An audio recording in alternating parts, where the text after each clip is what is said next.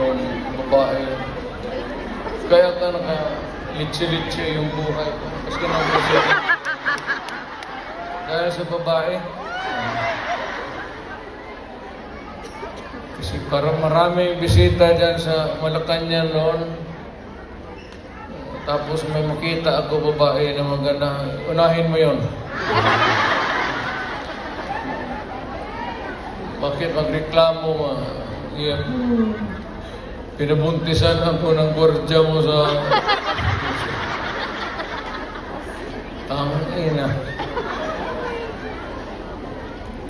Dito tayo sa party list. Si Harold Duterte. Alam mo, I have not... Hindi ko na kilala itong... Nandito ba? Hindi ko talaga nakilala ito. Sinsa din na siya ron.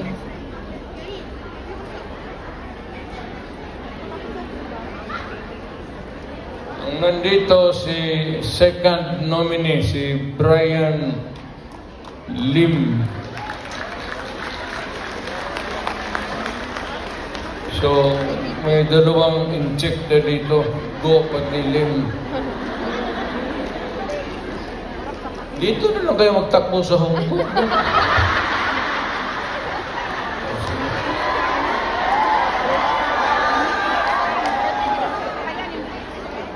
Then pangatlo si Johnny Toleran. Walang sinabi, walang pinatbat o wala?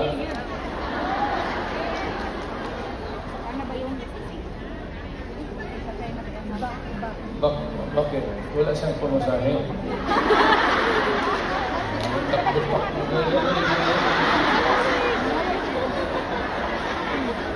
Takbo-takbo. Sulang pero.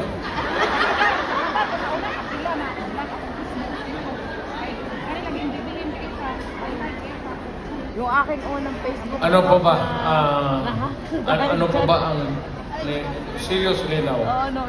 Ano pa ba ang dapat ninyong malaman? Well, one is that Biglang na we're trying really to improve the governance of the country.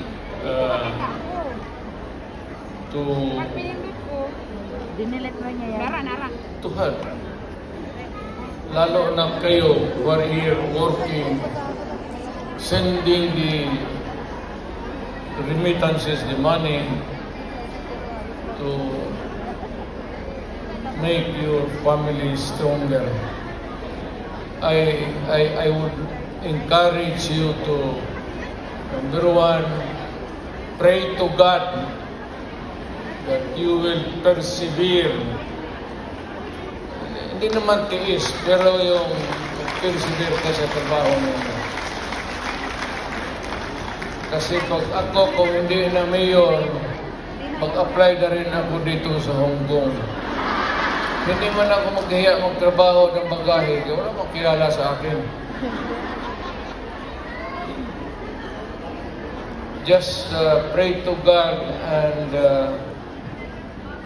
rest assured that we are doing everything we can to really improve our country.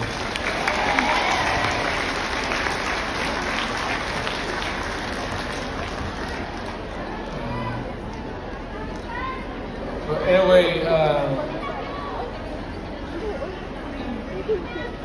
kung hindi ko kayo maano, mayang gabi sa may plaza ba dito? Nag-upo lang ako doon, isa-isa lang. Hindi sabay kasi hindi kaya. Istorya tayo ng problema natin sa buhay.